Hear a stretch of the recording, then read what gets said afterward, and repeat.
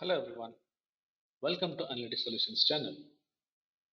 In this chapter, we learn how to extract numbers from a sentence by using flash fill. In this Excel file, we have a statement with numbers. Suppose if you want to extract the numbers in each statement or sentence, we just have to mention the number available in that statement.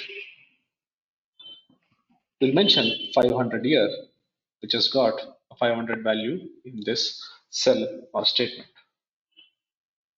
Select this cell and press Ctrl E.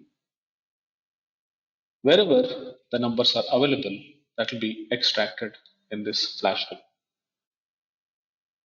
So by using this flash fill, we can extract the numbers from each cell of the statements specified here. Thank you so much for watching this video.